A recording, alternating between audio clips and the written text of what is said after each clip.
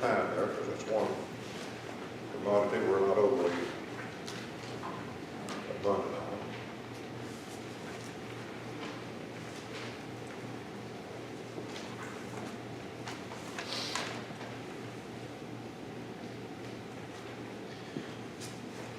Some of these questions, intentionally so, are written at the point, you can state what you thought about them, and when you state what you think about them, that's your answer. That's what we asked for. So, but the information may need a little fine-tuning on in the process. Let's just look quickly. I'm going to have a prayer just a moment.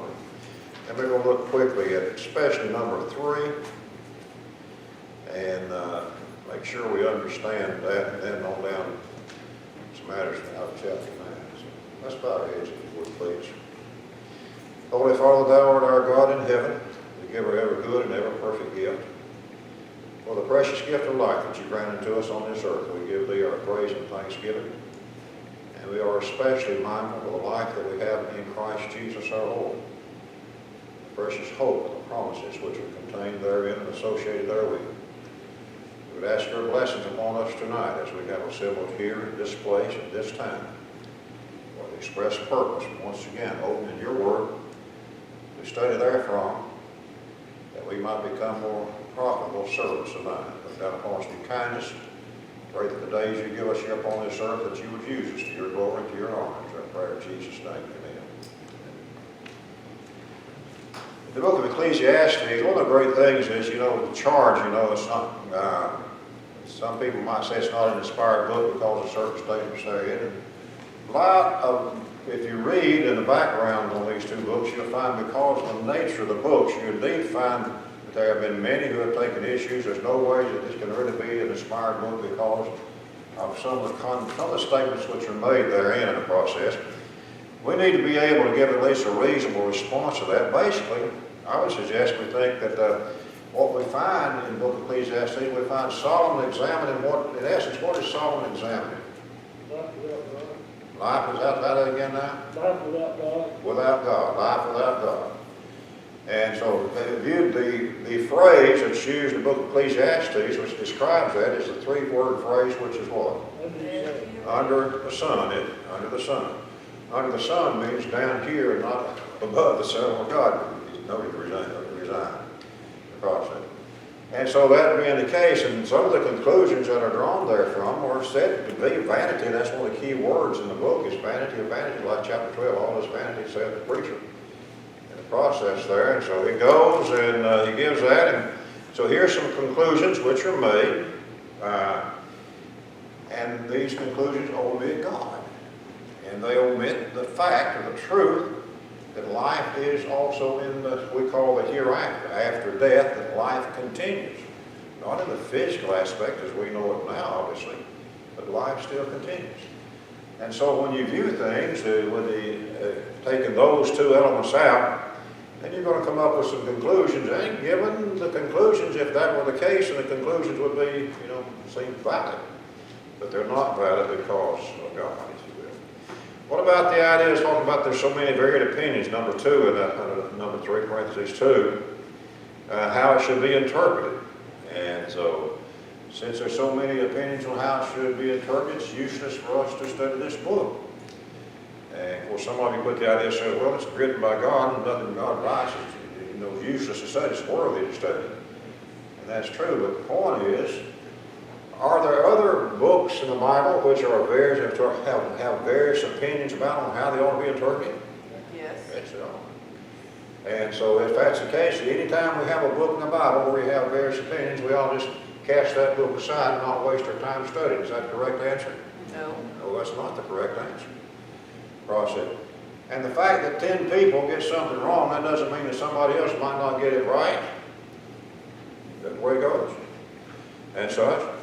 And so many supposed interpretations, they imply that, that we can come to a correct interpretation of the book if we will.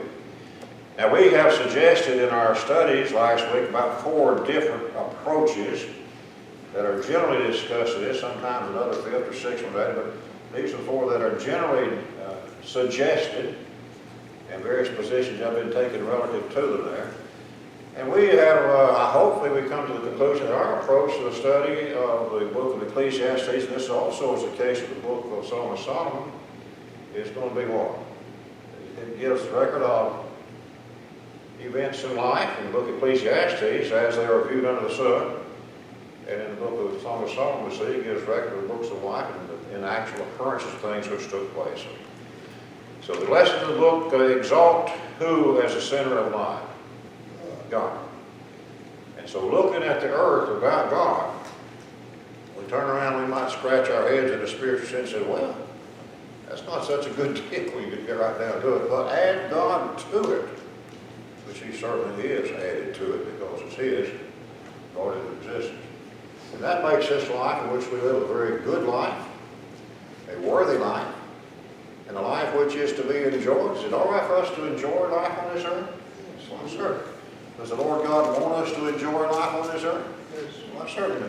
Does it mean that therefore we'll never have any hard times in life, right? No. Oh, that's wrong. In fact, our difficulties in life, can we say that they're essential to our happiness? That seems like what you call that, an oxymoronic statement. I ought to classify that off.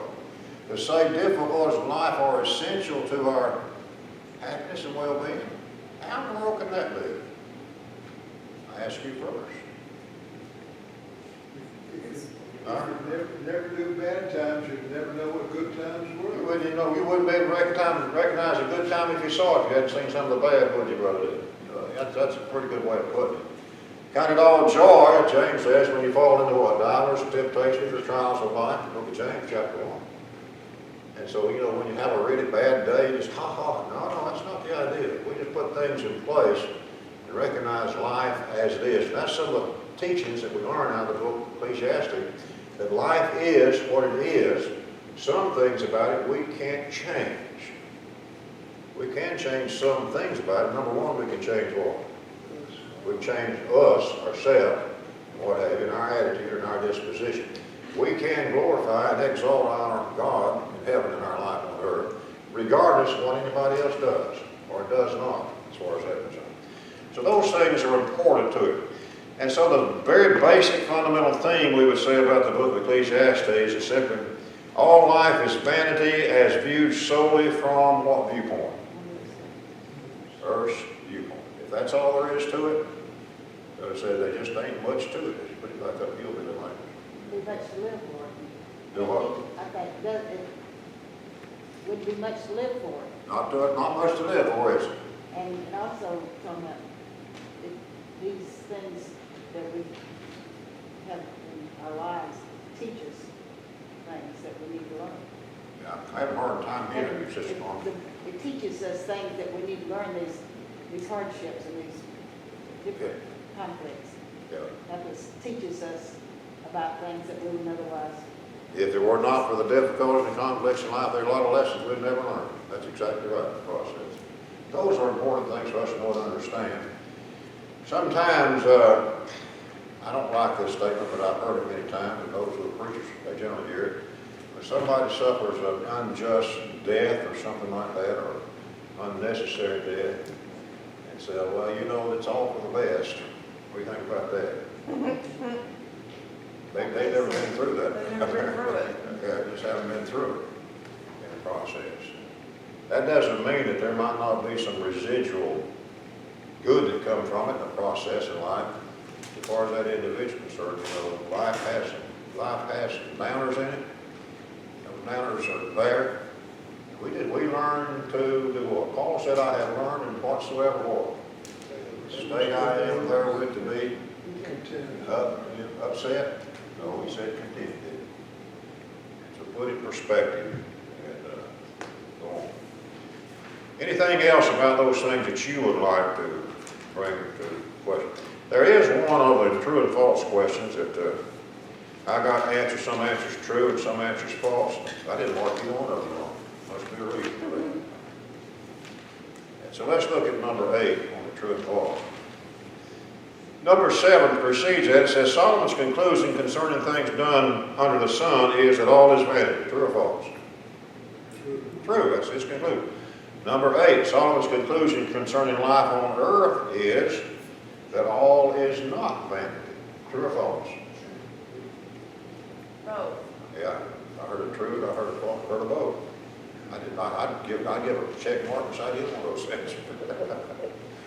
Reason being is, I can't read your mind as to what you're thinking when you say, someone reads the question. When I wrote the question, and obviously didn't do a very good job at it, and Solomon's conclusion concerning life on earth is that all is not vanity. And life on earth, all of life on earth is not vanity. All of life on earth without God in the picture is vanity. And so that may be the thinking. So that's the reason if you have a false, I might count it correct. If you have a T there, I count that correct also. That's it. The very summing up conclusion that Solomon made in chapter 12 and 13 is clear implication that it says, fear God and keep his commandments, for this is what? The whole duty of the whole man. So, and God will bring every work into judgment. Every secret thing, whether it be good or evil. So life has a purpose. If life has a purpose, it has a good purpose, it has a God-given purpose.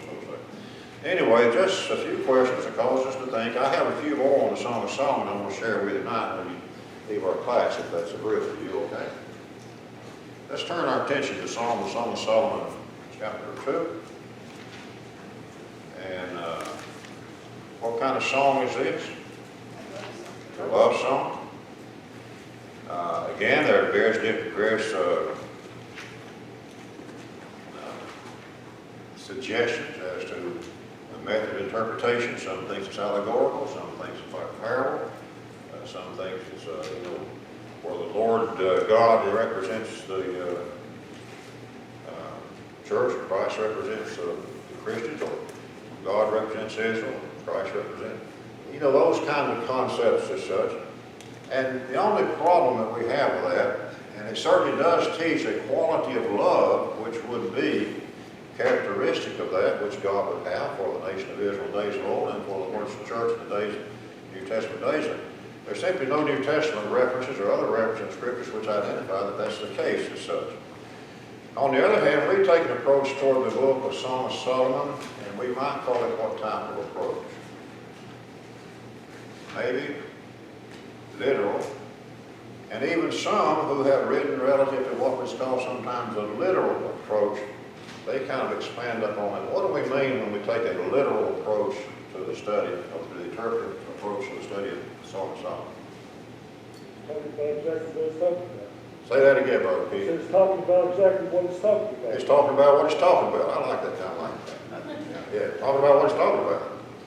And so there you go. So when it's talking about Solomon, it's talking about Solomon. It's talking about the Shulamite girl. It's talking about the Shulamite girl.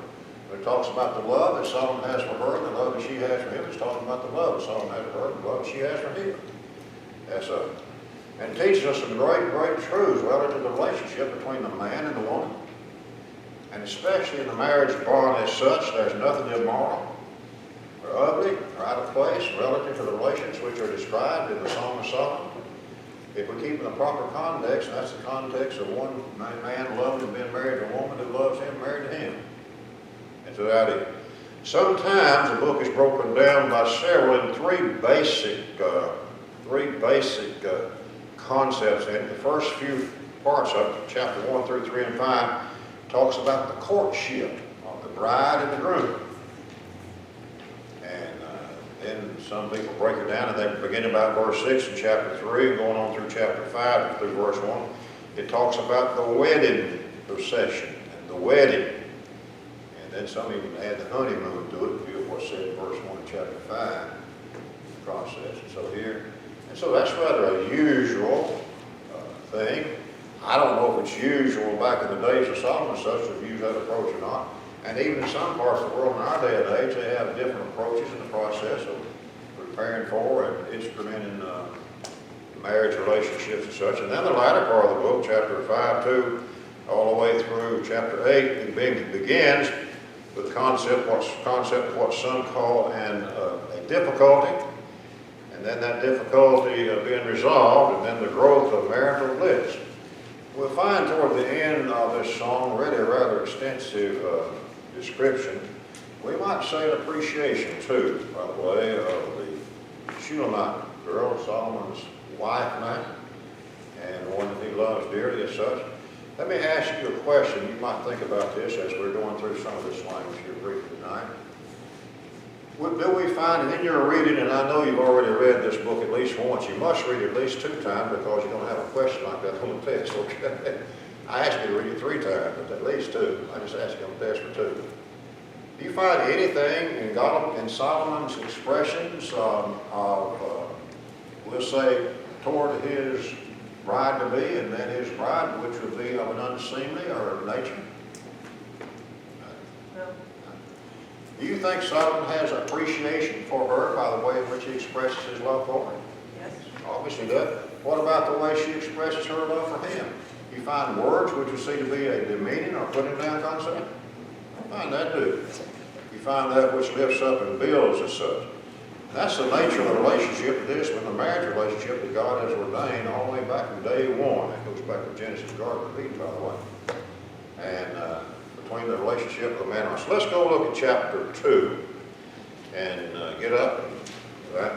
Last week we talked about in chapter 1 that Solomon has a way with words. He described his bride to be as likened to the horses of Pharaoh out there. Sister Carmen made a comment to me as we were going out the door last Monday night. I thought it was good. So would you kind of repeat that if you can, where we can hear you, Sister Carmen? I think horses are beautiful and they're very powerful. And during wartime, however, they were very useful to overcome the enemy. So I think horses were very beautiful in many ways and very useful. Horses, they are the epitome of beauty, really. Now, I don't know anybody who doesn't appreciate a nice looking horse, really. They're stately, strength just exudes from their presence, if you will. And do they have an attitude? Well, you better believe they do. You got a good horse, you got a good attitude, right? In the process. Are they useful? Absolutely. Worthwhile? Absolutely. To be appreciated? Without question, as such.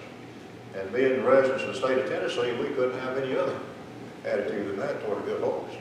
Then they didn't have automobiles, and I'm sure then a horse would be very beneficial. A horse would be very beneficial, it would. And of course, Solomon's love for his wife, when he sees her described as one of Pharaoh's horses, he's speaking of that which is highly complimentary to her as a person. As such, he has some other good words. He just filled with good expressions for his to-be and then was to be that became his bride. So we'll find some of those along the way quickly tonight. And so chapter 2, verse 1, we had the first 2 or 3 verses we noted last week. She said, the bride said she's the rose of Sharon. She's the lily of the valley. We sing any song like that? Jesus, rose of Sharon. He's the lily of the valley. And going down there. And so he says, as the lily among thorns. This is Solomon speaking, we think, in verse 2. So is my love among the daughters. And that would be the other ladies in the land, we would think, in the process. And so if you describe, how does he look at her compared to the others round about her? Well, she's a lily among the thorns. Now, that doesn't mean that every other lady folk in the land, was negative as far as appearance like that. But with his eyes was for whom? For her. Any lesson for us to learn from that? I think we ought to. Unless we're blind. If we're blind, we're going to be in trouble in the process. His eyes were for her in the process. We don't want to forget that at all in that. So he makes a comparison there. Verse 4 kind of translates us into a particular location called the banqueting room, the banqueting house. And she said he sat down under his shadow in verse 3, which means she was very happy to be there in his presence, I think, is a general concept of that idea. And going to the banqueting room, this would be the place we're told where the king would entertain the guests into his presence and that sort of thing. And so she's a very illustrious place, special place, if you will. There, literally that expression, banquet house, is a house of wine where the Lord entertains friends, according to PPC, which means pulpit commentary. And then it says, his banner over me was love. Ever have something like that? If it wasn't for the Song of Solomon, we'd have to take our song books and cut out a lot of pages, wouldn't we? Banner over me was love, process. What about the idea of banner? What about the idea of banner? A lot of discussion about that. His banner is over me, the bride says, the bride to be. The banner over me is love, and so what do you use banners for? Convey information. Convey information, to identify. Maybe that's the general idea of the process. When you get into the poetic language of the book, sometimes it's good to read it, sit back, let your mind kind of work on it a little bit there.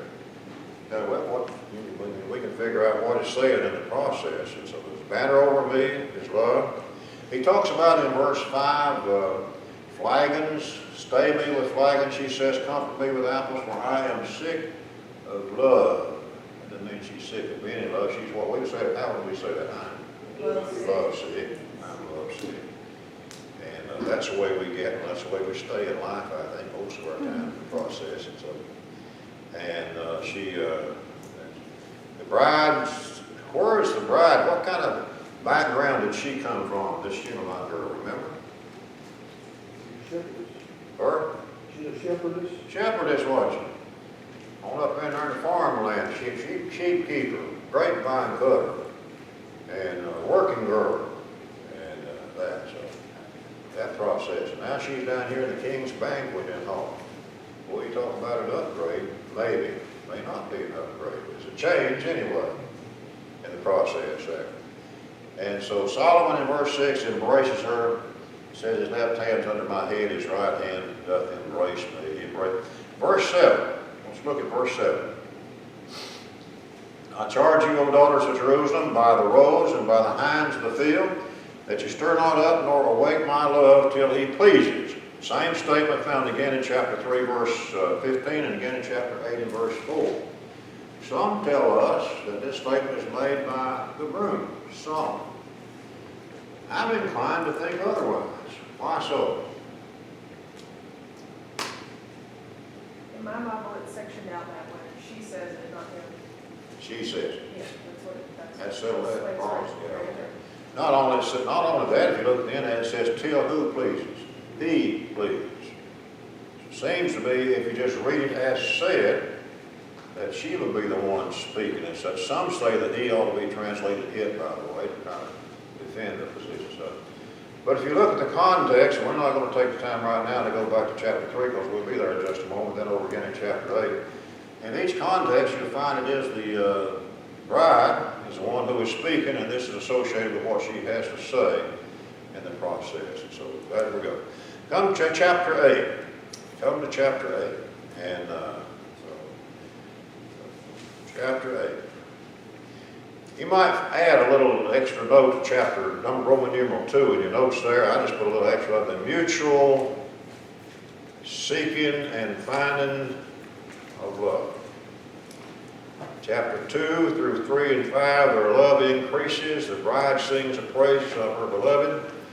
And this is, you might notice, is not in the banquet house. This is back at the Shulamite's abode, the process there. So let's look. The voice of my beloved, probably the noise of the sound. He comes, how does he come in across the mountains? Leaping and skipping up on the hills. Leaping and skipping. And so she says, her beloved is like a roe young hart. He standeth behind the wall. He's outside the residence there behind the wall which surrounds the place. He's peeping around and looking in, and he sees her, but he's showing himself through the lattice and so.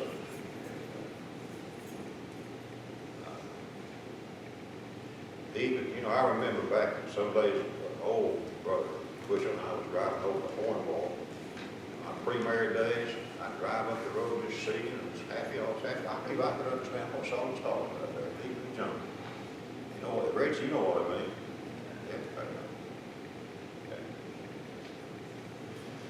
And so he calls for her to come forth from the house. Verse 10 said, rise up, my love, my fair one, come away. Lo, the winter's past. What's he describing here in verses 11, 12, and 13? Winter's past, rain is over, gone, flowers appear on the earth. The time of the singing of the birds has come. The voice of the turtle is heard. Are y'all heard any singing turtles lately? Fig tree putteth forth her vines, vines attend. What time of the year is he talking about? Springtime.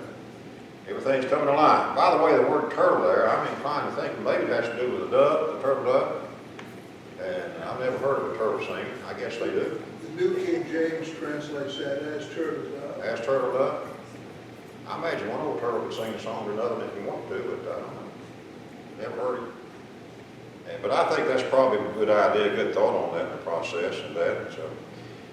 So it goes down to about verse 14 there, and he says,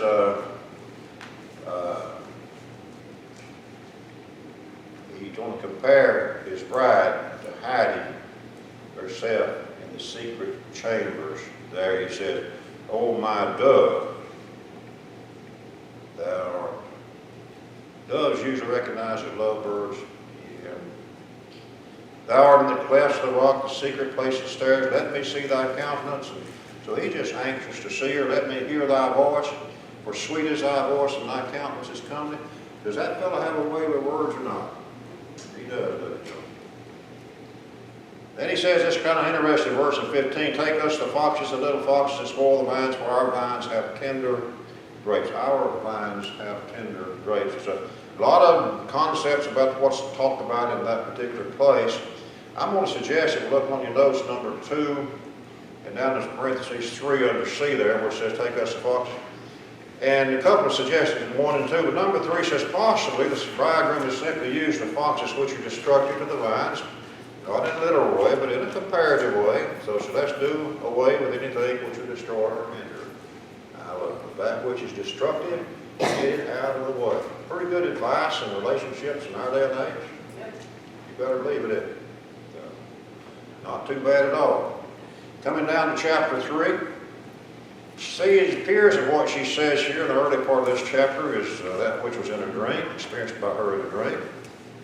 And she dreaming something, and she says, "I sought by night on my bed, I sought him whom my soul loved. Didn't find him, found him not. I'll arise," she said, "go about the city." That's what she did, to seek him, try to find him. Find who? The one whom my soul loved. Found him not. The watchmen that go about the city found me. It says, "Whom said I saw you? Him whom my soul loved." Who is she seeking? One who her soul loves.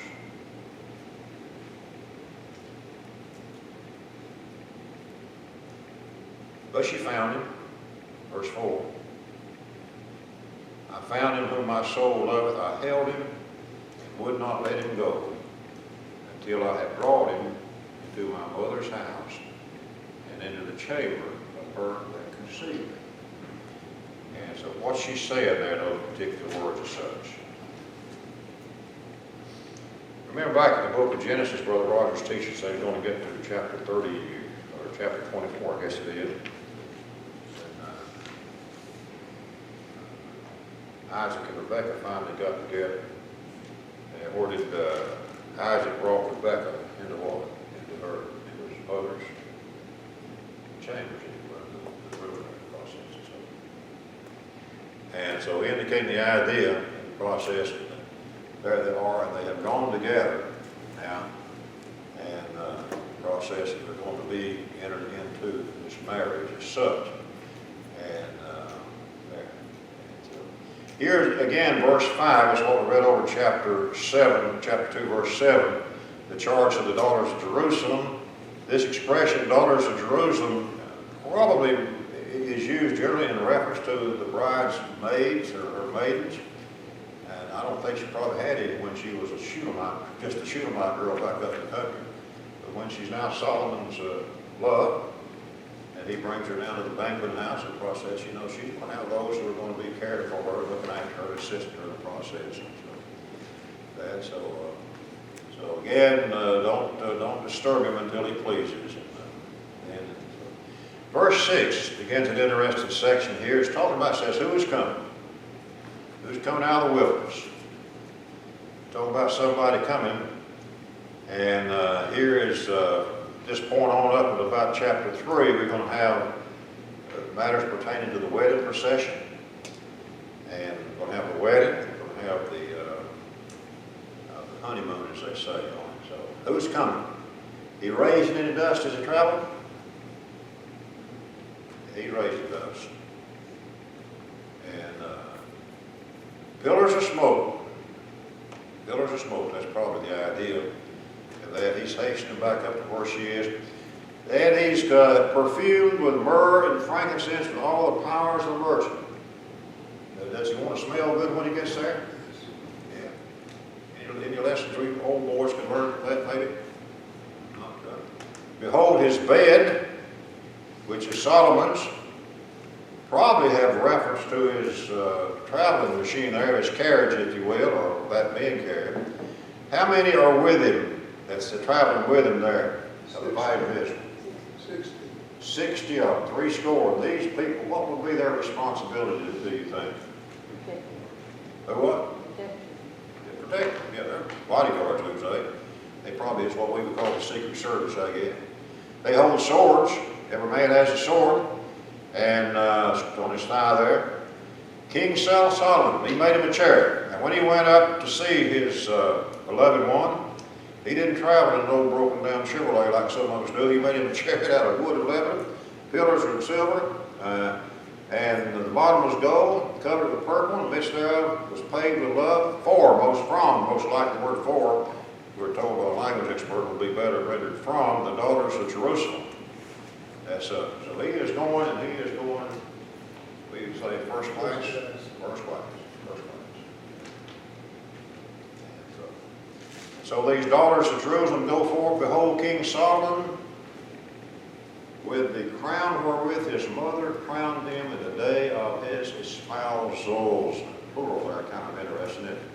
In the day of the gladness of his heart.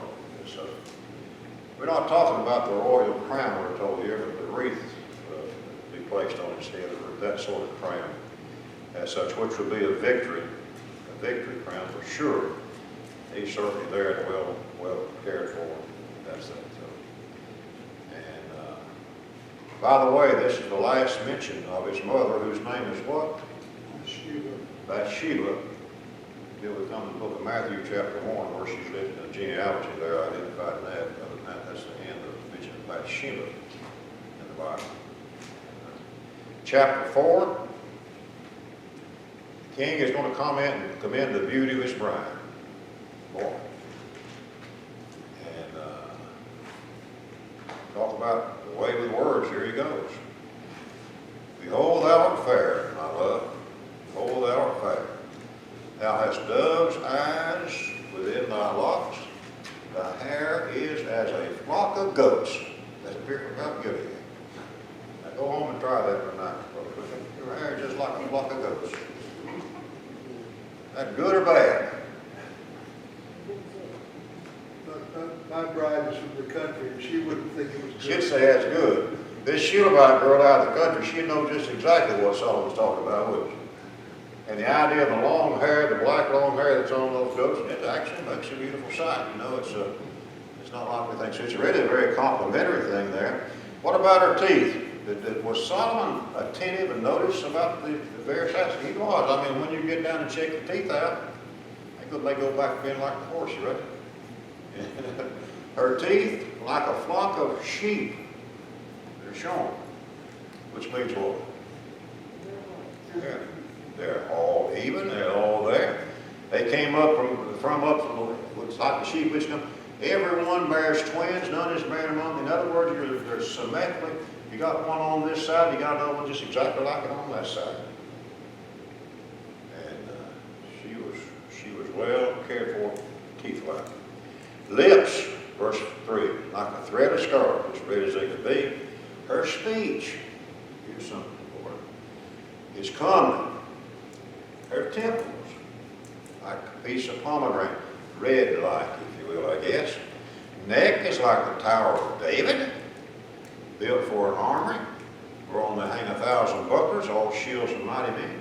When you talk about somebody's neck as like a Tower of David, like an armory, what does that say about the appearance of this lady?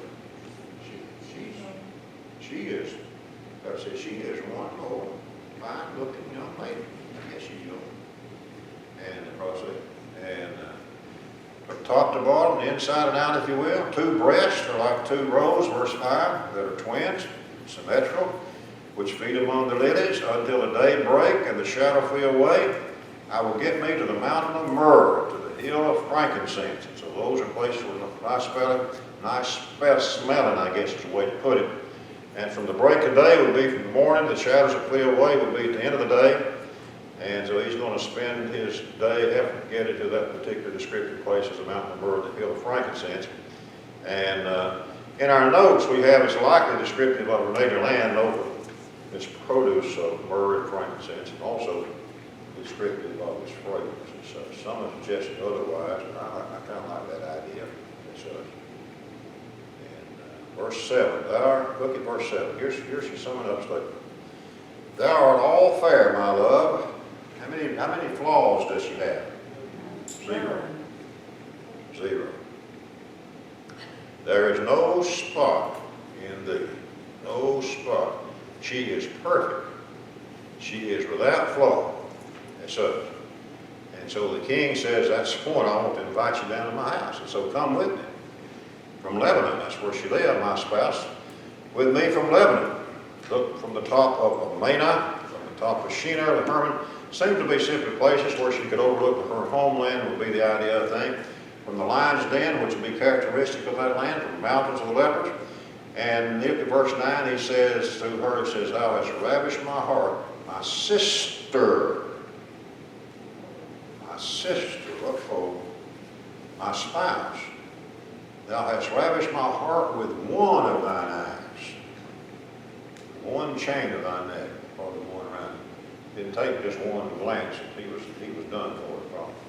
But what about this idea of my sister, my spouse? It shows that she's in that category. My sister, my spouse. I wonder if we have any notes on that. Let's see if we do. When we have a sister of the Lord, we're of one accord, one Yeah. time. That's a good idea, sister. We have a sister in the Lord, don't we? So in other words, she is not his biological sister. That's not what the indication is. She is not his biological sister. But she is one who is as a sister, which means very close. It's a special relationship, even more than the relationship, that's not a good way to put it. Start to say more than a relationship husband and wife, but it's an addition, a proper addition, relationship that they would have of that kind of it. That indicates that their togetherness of what kind of demeanor as a rule. Good, bad, different, indifferent, or do what? Close. A family relationship. Yeah, family. It's just not, the fellow says a relationship is noted on the books over here. Here's somewhere 2 people. I like the idea, I read somewhere about 2 becoming one. Y'all ever read anything about that anymore? 2 people becoming one. And so I think that's the idea that's probably expressed. We'll find that expression again in the book and there. And it talks about her lips. O my spouse, drop his honeycomb, honey and milk are under thy tongue. And the smell of thy garments is like the smell of Lebanon. You think that's why lady folks still put a high emphasis on this idea of perfume and stuff? Why not? Why not? Why not? It's good, it's pleasant. And so here she is described as a what? Verse 12. Garden enclosed is my sister, my spouse. A spring shut up, a fountain sealed. It's that which is enclosed, it's protected, it's cared for. It's not just left open to anything and anywhere in any way. It's just like the spring that's shut up and prepared. And, if you don't take care of your spring, what's going to happen to your spring? It's going to dry up. It's going to get infiltrated with all kind of trash and stuff. You don't want that. So that's how it is. Why? She protects it away. Talks about her plants. They're talking about the imagery of this garden there. Plants are an orchard, pomegranates, pleasant fruits, camphor, spikenard, saffron, calamus, and cinnamon. All trees of frankincense, myrrh, and aloes of all chief spices. A fountain of gardens, a well of living waters, and streams from Lebanon. Streams from Lebanon. So what kind of garden does he think is spouse is. Saffron Yeah. is one of the most expensive, saffron, is one of the most expensive spices that you can. You go Some to of the most grocery store. expensive, most pleasant items you can find You on go this. to the grocery store, you pay a big price and get saffron. I'll be glad we get back where we can sit closer together, Sister Bernie. My voice stayed curious. That's all right. That's all right. And so she is the most beautiful thing that you can imagine in the process. Lovely, lovely lady. So go down to verse 16. Awake, O north wind, come, thou south wind, blow upon my garden. Seems to be that the bride is the one who's speaking here. That the spices thereof may flow out, that my beloved come into his garden. So that's the reason we think the bride is the one speaking, it's talking about her beloved. And eat his pleasant fruits. So she accepts the invitation to come, go with him. And she says, she's an I am his, he is mine. And a really very beautiful way to express it. So let's look very briefly at chapter 5. And here, chapter 5, going on through the early part of chapter 6. Chapter 5, verse 1 really goes to the latter part of chapter 4, which says, I am come into my garden, my sister, as Solomon would say. I have gathered my myrrh with my spice, I have eaten of my honeycomb. In other words, I've gone into my garden, which is his beloved, and he has partaken thereof and become that. If with friends here, he said, eat, old friends, drink, yea, drink above. So those who are his friends, they rejoice with him. Also seems to be this union as such. And then beginning about verse 2, she dreams again. And verse 2 of chapter 5, I have an extra note on my page. I've got it across from number 4, from chapter 5, verse 2 through 8:14. And kind of put marriage difficulty. Marriage difficulty resolved. And then growth of the marriage, marital bliss. And going from chapter 5 and verse 2 on into about chapter 6 and verse 9, we have love separated but reconnected again in that, in verse early part of that, in chapter 5 and 2 through 6 and 3, she sort of relates her sorrows to her maidens and in their heart at this time. So let's see what she says about how she relates these things to her. She says, I sleep, my heart waketh. It's the voice of my beloved that knocketh. Open to me, my sister, my love, my dove, my undefiled. For my head is filled with you, and my locks are drops down. I put off my coat, how shall I put it on? I wash my feet, how shall I defile them? My beloved put it in his hand by the hole in the door, and my bowels removed for him. I rose up to open my beloved, and my hands dropped with myrrh, and my fingers with sweet smelling myrrh upon the handles of the lock. I opened to my beloved, but my beloved had withdrawn himself. He's not there. So she's asleep. She hears his knock. She wakens up. She puts herself together. I guess one way to put it, she kind of puts herself together to go and answer the door. When she answered the door, he wasn't there. And I could not find him. I called him, but he gave me no answer. The watchmen that were about the city, she's out looking for him. What'd they do to her, verse 7? Smote her. Why'd they do that? I don't know. Wounded me. The keepers of the wall took away my veil from me. I suppose that they would probably assume that she may have been an improper person. Just assume and would treat her in accordance with that. And so again, we have this charge to the daughters of Jerusalem that they find my love, that she tell him again that I am sick of love. I am love. Yeah. And so, boy. And then these daughters ask her a question, verse 9. What is thy beloved more than another love? What makes your love one more than any other? O thou fairest among women. Why is your beloved more than another love that thou dost so charge us? You're charging us to get out here and help you find what's so special about him any more than any other as such. bottom line is, when you have two which together, and the love is that nature that, there's no other person who has that respect and love and care for more than you do for that one. So she gives some response back to it very quickly. She said, my beloved is white and ruddy, the chiefest among 10,000. What do you mean what do you mean he's ruddy and spot? What's he talking about there? Manly, okay, that's a good way to put it down there. Chiefest among 10,000. Talk about his head, you know, he's had some pretty good words for her. She's not too bad on coming up with words. He says, his head is the most fine gold, his locks is bushy and black as a raven. Her hair is like goat's hair, and his is like as black as a raven. Okay, that works. Eyes are the eyes of doves, hers are also that way, by the rivers of waters, washed in milk and fitly said. Must have been a handsome fellow.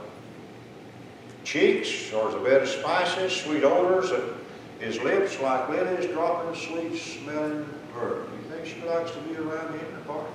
You betcha.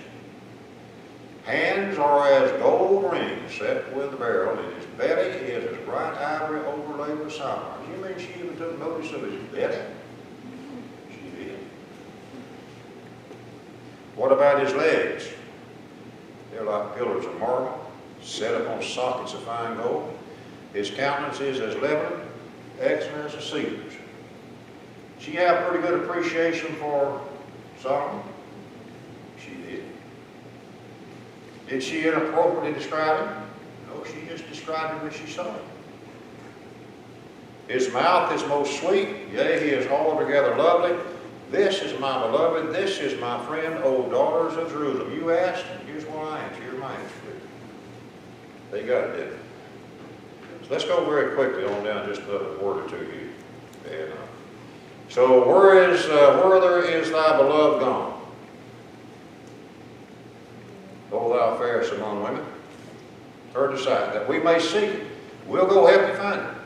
My beloved's gone down into his garden, to the beds of spices, to feed in the gardens, and to the gather lilies. I am my beloved's, and my beloved is mine. He feedeth among the lilies. And so she goes back to the idea. She said, he's gone down to his garden.